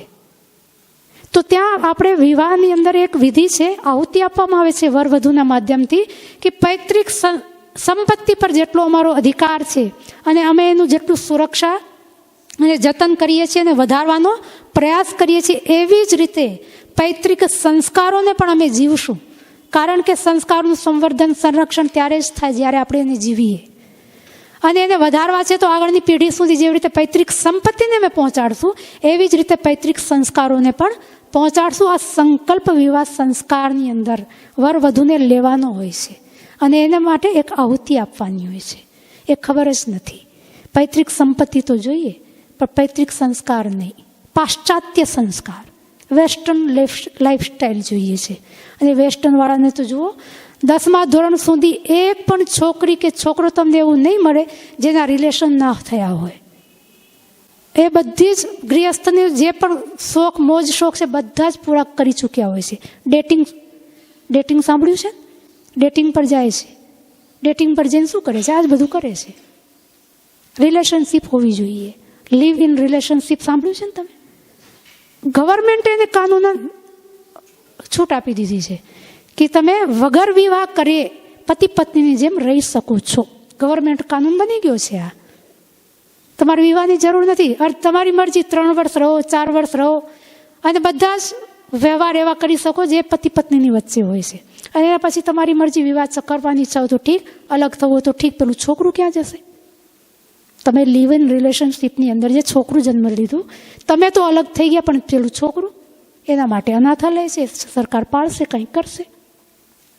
આ પાશ્ચાત્ય સંસ્કૃતિને આપણે અપનાવતા જઈએ છીએ જ્યાં સરકારને સિરદર્દ ડ્રગ્સ, સ્મોકિંગ ખાલી સાધારણ બીડી તમાકુ નથી. એ જે છોકરો પીએ છે એની અંદર ડ્રગ્સ છે. બહારથી તો તમને દેખાય છે ને સિગરેટ છે, બીડી છે, ના, અંદર ડ્રગ્સ છે. અને ડ્રગ્સનો જે નશો છે એ એકવાર લાગી ગયો પછી તમારું ઘર વેચાશે પણ એ ડ્રગ્સ નહીં છૂટે. એવો ભયંકર નશો છે. અને સ્કૂલની અંદર નાના છોકરાઓ, કારણ કે અમારા ત્યાં ડૉક્ટર છે, હીરાલાલ ડૉક્ટર, ફેમિલી ડૉક્ટર, એની દીકરી રહે છે ત્યાં. એની મોટી દીકરી છે, લગભગ 10મા 11મા ધોરણમાં આવી. તો એ મને આવી હતી, મારા જેટલી ઉંમરની છે, એ ડૉક્ટર હીરાલાલની દીકરી. એની દીકરી 9મા 10મા 11મામાં છે. તો એ કહેતી હતી કે આપણા છોકરાને ઘરમાં તો આપણે સંસ્કાર આપીએ, અમેરિકામાં છે, યુએસમાં, ન્યૂજર્સીમાં, પણ સ્કૂલમાં જાય તો વોશરૂમમાં જ્યારે જાય તો છોકરાઓ ડ્રગ્સ લઈને આવતા હોય છે અને ઓફર કરે તારે લેવી છે. પેલી ઘરેથી તો નથી લઈ જતી, પણ ત્યાં આવે ફ્રેન્ડ સર્કલ બધા જ ડ્રગ્સ લેતા હોય, બધા એને ઓફર કરતા હોય, ક્યાં સુધી ના કહેશે? ક્યારેક તો એકવાર લઈ લેશે. અને નશો એવો છે કે એકવાર લીધો પછી ચડ્યો, પછી લીધા વગર છૂટકો જ નથી. અને ડ્રગ્સ બહુ મોંઘી આવે છે. ઘર ધોવાઈ જશે તમારું. પહેલાં તો આપણે દારૂથી આપણે ગામની અંદર જાઓ, બધા જ લગભગ છોકરાઓ સ્મોકિંગ કરતા હોય છે, કાં તો દારૂ પીતા હોય છે, ઘર તૂટતા હોય છે ને કેટલા બધા. અને જોબવાળી છોકરીઓ હોય છે એ બધી પણ બીડી પાર્ટીમાં જતી હોય, દારૂ બારૂ આરામથી લઈ લેતી હોય છે, સિગરેટ પી લેતી હોય છે કે આ તો ફેશન છે, આ તો જમાનો છે, આ કોઈ ખરાબ વાત નથી. કારણ એને સંસ્કાર આપણે નથી. ડુંગળી લસણ નથી ખાતા પણ છોકરો દારૂ પી લેતો હોય છે, એ બીડી પી લેતો હોય છે, ડ્રગ્સ લઈ લેતો હોય છે. એ તો ડુંગળી લસણ કરતાં ઘણા ખતરનાક છે. એનું કારણ આપણે સંસ્કાર નથી આપી શક્યા. અને બહારની દુનિયા જેને પરોસે છે, આપણે સિરિયલ તમે જુઓ કેવી બને છે. એકતા કપૂરની સિરિયલ તમે જોઈ હશે ને, ડિવોર્સ જ ડિવોર્સ. એને પસંદ કોઈ છોકરો આવશે, લગ્ન કોઈ બીજા જોડે કરશે, પછી કોઈ એના જીવનમાં ચોથો આવશે, પછી બીજો મરી ગયો તો ત્રીજો બીજા ચોથાને ગોતી આવશે. આ બધા આવું આપણા જીવનમાં હોય છે ખરું? પણ મૂવીઓમાં બતાવે છે, ટીવી સિરિયલમાં બતાવે છે, અને આપણે જોઈએ છીએ, અને આપણા છોકરીઓ પણ જુએ છે. અને એ જ સાચું છે કરીને વ્યવહાર કરતા હોય છે. સાસુ વહુના ઝઘડા, કોઈ પણ સિરિયલ ઉઠાવો સાસુ વહુના ઝઘડા હશે. નણંદ ભોજાઈનું બનતું નહીં હોય, દેરાણી જેઠાણીનું બનતું નહીં હોય, ફૂલ મેકઅપમાં હશે, નોર્મલ ડ્રેસમાં હશે જ નહીં. એ પાત્ર જેટલા પણ હશે, મોંઘી સાડીઓ હશે, જ્વેલરીસ પહેરેલી હશે, મેકઅપ કરેલો હશે, ઘરમાં નોકર ચાકર હશે, કિટી પાર્ટીમાં જવાનું, ફલાણી પાર્ટીમાં જવાનું, શોપિંગ કરવાનું. એના બોયફ્રેન્ડ્સ હશે, પતિ એક અલગ, બાર એક અલગ ફ્રેન્ડ્સ હશે. આ બધું ટીવી સિરિયલમાં બતાવે છે. એને જ આપણે સાચું માનીને જીવવાનો પ્રયાસ કરીએ છીએ. કારણ કે આપણા સંસ્કાર સંસ્કૃતિને બતાવવાળું કોઈ છે નહીં. અને આ જ બહારથી છોકરાઓ લેતા હોય છે, એમાં જ એ પડતા હોય છે. અને એના માટે જ આજે જે સમસ્યાઓ છે એનું કારણ કે જે સંસ્કાર આપણે આપવાના હતા, જે સમયે આપવાના હતા, માતાને જે એનું જે કર્તવ્ય બ્રહ્મત્વનું પદ નિભાવવાનું હતું એ માતા ભૂલી ગઈ છે. માતા સ્વયં ઉચ્છૃંખલ થઈ ગઈ છે. માતા સ્વયં ફેશનેબલ થઈ ગઈ છે. માતા પોતાનામાં સહન શક્તિ, ધીરજ ધારણ નથી કરી શકતી. જેના કારણે છોકરી કોને જોઈને શીખે? માતા 7 વાગે ઉઠતી હોય, છોકરી કોને જોઈને ઉઠે? અમારે ત્યાં 3:45 છોકરીઓ કેમ જાગી જાય છે? કારણ કે હું પોતે 3 વાગે જાગું છું. છોકરીઓ ઘંટી ન વગાડી શકે તો 3:45 હું ઘંટી વગાડી દઉં છું. એ લોકો મેદાનમાં 4 વાગે પહોંચે એનાથી પહેલાં હું પહોંચી જાઉં છું. એટલે છોકરીઓ વ્યાયામ પણ કરતી હોય છે. સવારે 4 વાગે જ વ્યાયામ, 1/4 કલાક. હું 1/4 કલાક મેદાનમાં એની સાથે વ્યાયામ કરું છું, બેસતી નથી. જે વ્યાયામ એને કરાવવાનો છે એ વ્યાયામ હું પોતે કરું છું. છોકરીઓ ચૂંચા કર્યા વગર વ્યાયામ કરતી હોય છે. સવારે 4 કલાક, 3:45 થી લઈને 8 વાગ્યા સુધી પિન ડ્રોપ સાયલન્સ હોય છે. એમાં એને વ્યાયામ પણ કરવાનો છે, નાવા ધોવાનું પણ છે, કપડાં બપડા પણ ધોવાના છે, એમાં એને યજ્ઞ પણ કરવાનો છે, એને ઝાડુ પોછા. અમારે ત્યાં કોઈ સેવક સર્વન્ટ નોકર નથી. બધું જ કામ છોકરીઓ જાતે કરે છે. ઝાડુ કાઢવાનું છોકરીઓને, રસોઈ બનાવવાની છોકરીને, ફ્રી ઓફ ચાર્જ, કોઈ શુલ્ક નથી. બધી જ વ્યવસ્થાઓ નિઃશુલ્ક છે. બધું જ છોકરીઓ ચૂપચાપ કરે છે. અને 4 કલાક 8 વાગ્યા સુધી તમે બહાર હો ને તો તમે કહી ન શકો કે આની અંદર આટલી છોકરીઓ રહે છે ને જાગેલી છે. ખાલી તમને લાઇટ દેખાશે. એ જ છોકરીઓ 15-16 વર્ષની આટલું તપસ્યા કેવી રીતે કરી જાય છે? જન્મી તો આપણા જ પરિવારમાં છે, એ જ બધા સંસ્કારો લઈને આવી છે. તો છોકરીઓ આજે પણ જીવવાનું સામર્થ્ય રાખે છે, જીવવાની ઈચ્છા રાખે છે, સંસ્કારોને એક્સેપ્ટ કરવાની તૈયારી છે. પણ કોઈ જીવીને બતાવે? કોઈ તો કહે કે ભાઈ આપણા સંસ્કારો, આને આવી રીતે જીવાય, આવી રીતે એને અપનાવાય, એનાથી આ લાભ થાય. કોઈ તો બતાવે? એ કોઈ બતાવવાવાળું નથી. એના કારણે આ શિબિરો રાખવી પડે છે. કારણ કે આપને ખબર જ નથી શું મારી સંસ્કૃતિ, શું મારી પરંપરાઓ, શું મારા ઋષિમુનિઓનું જીવન હતું, ક્યાં રામનું જીવન, ક્યાં કૃષ્ણનું જીવન, આપણે એના વંશજો, અને કઈ સ્થિતિમાં છીએ. ક્યાં મર્યાદા પુરુષોત્તમ રામ, એની ગાથા ગાઈએ, એના ભજન કરીએ, પણ આપણું જીવન ક્યાંય પણ એની તુલનામાં ખરું? તો સુધરવાનું કોને છે? સુધરવાનું કોને છે? માને. વહુને પણ નહીં, સાસુને પણ નહીં, દીકરીને પણ નહીં. કોને સુધરવાનું છે? માને સુધરવાનું છે. માને પોતાનું બ્રહ્મત્વ જે સ્વયં નારાયણે આપ્યું છે એ પુનઃ ધારણ કરવાનું છે. એના માટે થોડી તપસ્યા, 9 મહિના માટે. એકદમ કોઈ મોટી વાત તો કહી નથી કે ભાઈ તારે આંખની અંદર લજ્જા હોય, તારા વ્યવહારમાં ચાલ ઢાલની અંદર ગંભીરતા હોય, તારા ઉઠક બેઠક જે રહેન સહેન છે એની અંદર એક સાત્વિકતા હોય, નિર્મળતા હોય, તારા વિચારો પવિત્ર હોય, તારું ખાનપાન રહેન સહેન પવિત્ર હોય. બસ આટલું જ તો પાલન કરવાનું છે. કોઈ મોટી મોટી શરતો નથી રાખી. આટલું જ પાલન થઈ જાય પછી જુઓ નવી પેઢી કેવી આવે છે. જો માં બની જાય તો સંસારની બધી જ સમસ્યાઓ, આ લડાઈ ઝઘડા કોણ કરે છે? આપણા દીકરાઓ જ કરે છે. એને સંસ્કાર માએ આપ્યા હોય તો લડાઈ ઝઘડા થાય, પ્રોપર્ટીના ઝઘડા થાય છે, બે દેશની વચ્ચે ઝઘડાઓ થાય છે, પરિવાર તૂટે છે, પતિ પત્નીના ઝઘડાઓ છે, કોઈની દીકરી છે, કોઈનો દીકરો છે. બંને માતાએ પોતાનું કર્તવ્ય નિભાવ્યું હોત તો એ પતિ પત્નીની વચ્ચે ઝઘડા થવા સંભવ જ ક્યાં? સીતા રામની સાથે વનવાસ ચાલી ગઈ, 14 વર્ષનો વનવાસ. રાજકુમારી, એને ખબર છે કે ભાઈ કાંઈ ખાવાના ઠેકાણા નહીં હોય, કાંઈ રહેવાના ઠેકાણા નહીં હોય. 14 વર્ષ પતિની પાછળ પતિ નાકે છે છતાં પણ પતિની સાથે જાય છે 14 વર્ષ સુધી. સંસ્કાર, એ સંસ્કાર આપણે આપવાના છે. અને પિતા રાજા જનક, વિદેહ રાજા જનકની દીકરી હતી, જેનો પિતા વિદેહ હોય, દેહમાં રહીને પણ વિદેહ થઈ જાય. કેટલું ઊંચું વ્યક્તિત્વ એની જે દીકરીઓ, એને શું સંસ્કારો એને આપ્યા હશે. અને એ દીકરી રાજા રામની પાછળ, અને જેને આજે સૂચના મળી કે ભાઈ આજે તમારો રાજ્યાભિષેક છે, અને રાત્રે સૂચના મળી કે કાલે તમારે 14 વર્ષ વનવાસ છે. દીકરાને જરા કહીને તો જોઈ જોજો કે આજે તને હું બધી પ્રોપર્ટી આપું છું, કાલે કહી દો કે ના ભાઈ હવે 4 વર્ષ પછી આપીશ. દીકરાને જોજો. ચૂપચાપ રાજા રામ નીકળી ગયા, કંઈ જ ન કીધું. એ રામ, એ સીતા કોઈ ઉપરથી નથી ટપક્યા. એના એક માતા પિતા હતા, એમને સંસ્કાર આપવામાં આવ્યા હતા. એમનું નિર્માણ, માતા નિર્માતા ભવતી, નિર્માણ કરવા માટે.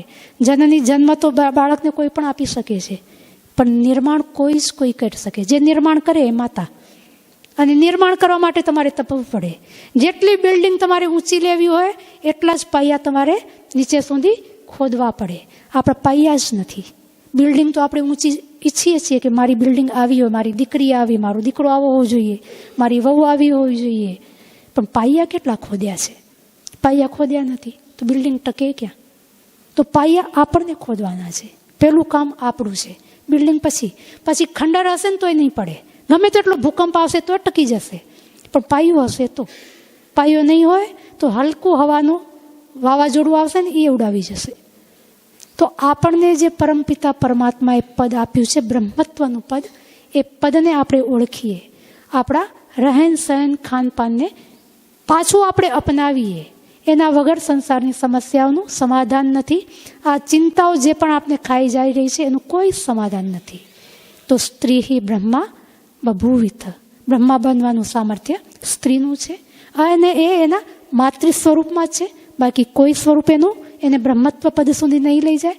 અને આ શિબિરની અંદર જે નારી તું નારાયણીનો પરિચય આપવા માટે રાખવામાં આવી છે, એ પરિચયને આપણે આ શિબિરની અંદર પ્રાપ્ત કરીએ કે મારો પરિચય નારાયણીનો, અને એના માટે મારે કયા કયા વ્યવહારો કરવાના છે. તો આ સાથે સમય પણ થોડો વધારે થઈ ગયો છે અને મારી વાણીને હું વિરામ આપું છું. ઓમ શમ. ઓમ. ખૂબ સુંદર